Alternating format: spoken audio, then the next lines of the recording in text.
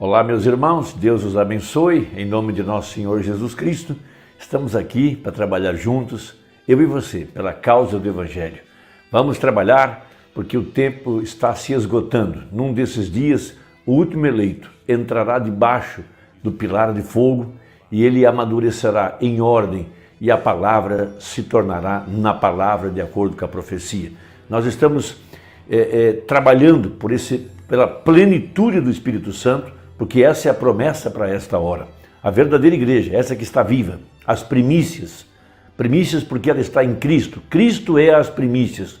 Porquanto nós estamos em Cristo, pelo Espírito Santo, nós nos tornamos também as primícias. E veja, o corpo de Jesus Cristo é o primeiro a ser vivificado em ordem para o arrebatamento. Veja, a Bíblia fala que eles, se referindo aos crentes que morreram durante as 7 eras, eles, sem nós, não podem ser aperfeiçoados. Veja, e a perfeição é Cristo, veja, o Espírito Santo vivendo em nossos corpos mortais. A Bíblia fala, e se o Espírito daquele que ressuscitou a Jesus de entre os mortos habita em vós, esse mesmo Espírito vivificará os vossos corpos mortais. Veja, trazendo esse corpo mortal em sujeição à palavra. Esse é o poder vivificador do Espírito Santo que está além do véu.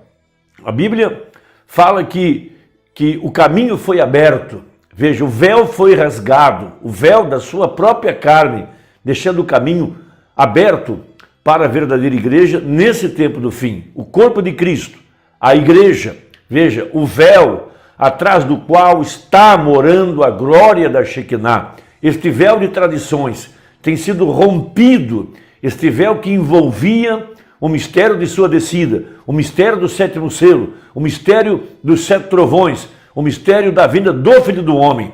Este véu foi rasgado para que a igreja viva pudesse ir além do véu e se alimentar da palavra viva, da palavra revelada, da palavra feita carne, porque aí está o verdadeiro poder para nos transformar. Veja, o grande batismo com o Espírito Santo, o fogo de Deus.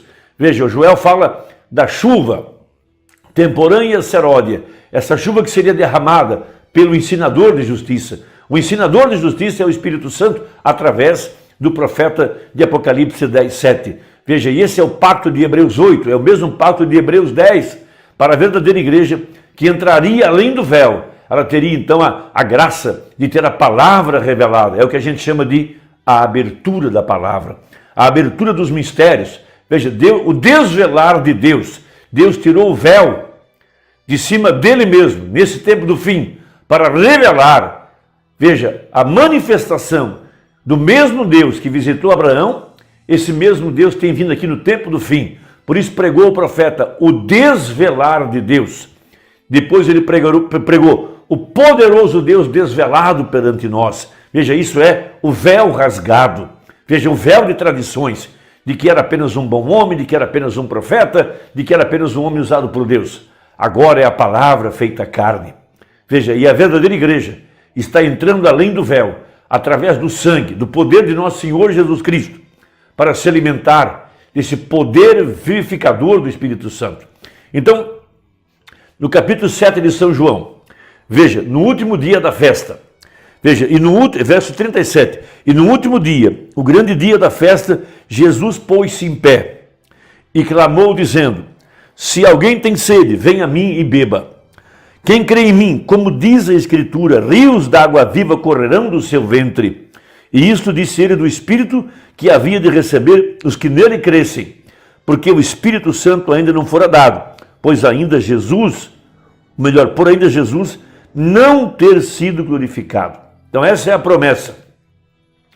Veja, a igreja apostólica, a igreja da hora 10ª, veja, a promessa para retornar ao livro de Atos, para receber esse poderoso batismo com o Espírito Santo. Veja, esse poder vivificador, e que é essa chamada, essa santa convocação, subir cá, subir a esse nível de ir além do véu. Isso significa subir. Nesta hora é ir a um estágio mais profundo. Veja, lá onde está o poder vivificador, lá onde está a glória da Shekinah, lá onde está o verdadeiro a verdadeira plenitude do Espírito Santo para trazer a igreja a essa condição de fé para o arrebatamento. Uma vez o Momano estava numa reunião onde Billy Graham estava pregando, era uma reunião dos homens de negócios no café da manhã, e Billy Graham estava pregando. E Billy Graham fez uma declaração a respeito do seu ministério e a respeito dos pastores que não visitavam as ovelhas. Veja, ele disse que ele ia numa cidade, fazia uma campanha e 30 mil vinham a Cristo. Um ano depois não havia 3. E ele culpou os pastores porque eles não visitavam as ovelhas. Mombrano, pensando sobre o tema, ele chegou a uma outra conclusão. Veja, as pessoas às vezes elas se conformam em fazer prosélitos, membros de igreja. Mas esse não é o propósito de Deus. O propósito de Deus é chamar o eleito, o predestinado, aquele que tem seu nome no livro da vida do Cordeiro, trazê-lo a Cristo e trazê-lo de estágio em estágio, do primeiro átrio ao segundo átrio, até onde está o verdadeiro poder do Espírito Santo, e incendiá-lo. Veja, vida própria, o próprio Deus agora morando em carne humana. Então esse elemento se torna uma unidade viva, aonde Deus está tabernaculizado. Não se trata de uma visita, se trata de levá-lo ao verdadeiro batismo com o Espírito Santo. Mas muitas pessoas se enganam e pensam que fazer membros de igreja é a meta, é o trabalho evangelístico que deve ser feito. Isso não leva a lugar nenhum, há apenas mais um prosélito dentro da igreja. E Jesus, referindo-se a isso em seu dia, ele disse, veja na mensagem, o mensageiro do entardecer, parágrafo 204. Jesus se referindo aos fariseus, vocês cegos, guias e cegos, vocês atravessam mares para fazer um prosélito e ele então é 2 vezes mais filho do inferno do que era quando começou. Veja, e isto é o que nós temos hoje. Billy Graham, quando eu assisti seu dia de jejum ali em Louisville, Kentucky, se pôs ali na frente, tão sério como o evangelista que era, ele disse, Paulo disse, aqui está o exemplo disso, Paulo ia a uma cidade e fazia um converso. E ele voltava um ano depois e tinha 30 daquele um.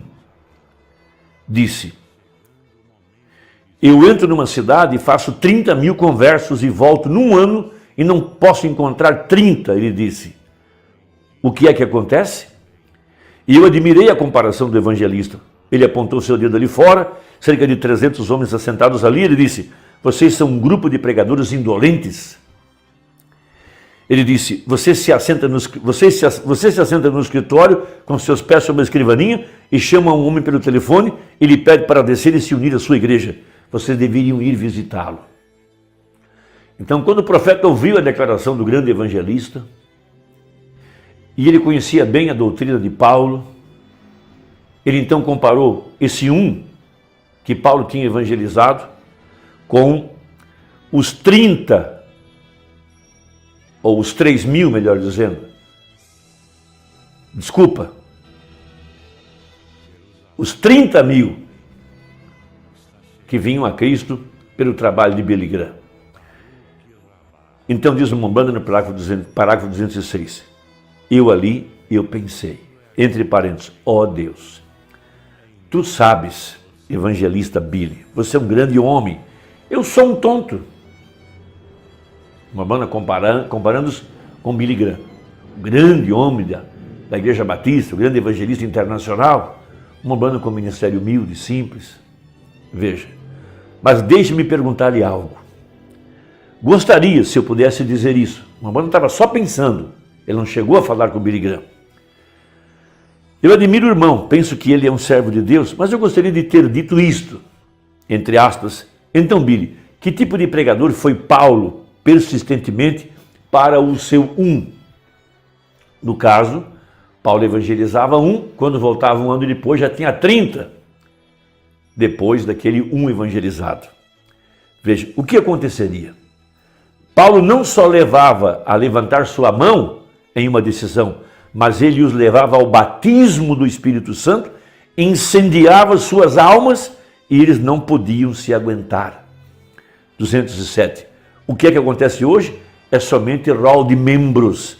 Sim, membros, rol de membros, grande classe de escola dominical.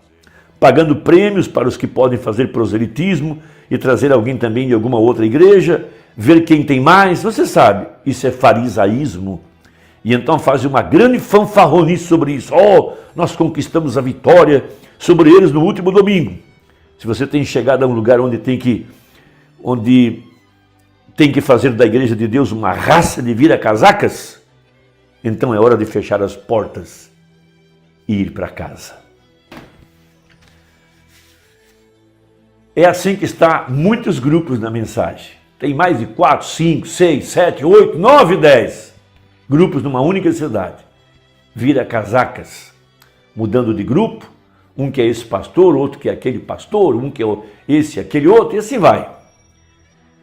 Na verdade, o Espírito Santo quer nos levar lá atrás do véu, incendiar nossas almas com o fogo do Espírito Santo. Veja, nos manter escondidos em Cristo, cheio da glória da Shekinah, amadurecendo debaixo desse sol poderoso, esse pilar de fogo, essa luz que é Cristo, para formar um filho de Deus. Na mensagem véu adentro agora, que é a mesma mensagem porque as pessoas são tão inconstantes, parágrafo 144, sobre o tema, diz o Mombrana. Veja, e logo depois de deixar esse segundo átrio, entre parênteses, santificação é o segundo átrio, primeiro átrio, justificação pela fé, segundo, santificação, terceiro átrio, batismo com o Espírito Santo, terceira etapa, abertura da palavra, o mistério da descida do anjo forte, que é Cristo agora, além do véu, o desvelar de Deus. Veja, e eles entravam nessa vida consagrada, entravam na presença de Deus, e enquanto estavam ali, veja, ali era onde tinham essas grandes coisas. Aqui é um tipo formoso, pois se algo morto entrasse ali, voltava à vida. Havia você pensado nisso? Eles tomaram a vara de Arão e a puseram ante a presença desse lugar santo, e quando fizeram, numa noite reverdeceu, floresceu e deu amêndoas no tempo de uma noite. Pense nisso, na presença de Deus. Esta velha vara de amêndoa posta ante a presença de Deus reverdeceu, floresceu e deu fruto de amêndoas numa noite. Que foi que ocorreu? Que classe de vara era? Era uma vara de amendoeira. De uma amendoeira a haviam tomado. E você também é uma vara. Você é um humano tomado da rama da humanidade, que foi no princípio um filho de Deus criado. Você pode haver caído, morrido, apartado de Deus, porém por isso, na criação, você foi criado para ser filho de Deus. Você pode transbordar pelos arredores e ser respeitado e honrado nos átrios. Porém, se alguma vez você consegue entrar nesse lugar glorioso e esconder-se com Deus, você produzirá o que está ordenado a produzir. Veja, tome um pecador morto, apartado de Deus, sem esperança, sem Cristo, e ponha-o na presença de Deus. E esse glorioso tabernáculo ali, ele produzirá o fruto. Veja, e este glorioso tabernáculo ali, ele produzirá o fruto do Espírito Santo. Amor, gozo, paz, longanimidade. Veja, a vara morta reverdeceu. Quando fez, tinha que ter frescura, tinha que ser refrescada. Logo depois de haver sido refrescada, produz perfume. A flor logo produz o fruto. E todo cristão vem da mesma forma quando vem à presença de Deus. Primeiramente, tem que ser refrescado. O Espírito Santo tem que tomar o controle do homem e renová-lo e fazer uma nova pessoa. O Espírito vem para refrescá-lo. Por isso disse Pedro em Atos 3. Veja que a presença do Senhor traz refrigério. Refrigério para a alma. Não se trata de mudar de igreja, mudar de grupo, isso ou aquilo. Trata-se de ter o poder vivificador, ter o Espírito Santo, estar na presença da glória da Shekinah, ter o coração abrandado, ser cheio do amor de Deus. Que Deus possa nos ajudar. Deus te abençoe. Até a próxima, se Deus quiser. Em nome de Jesus. Amém.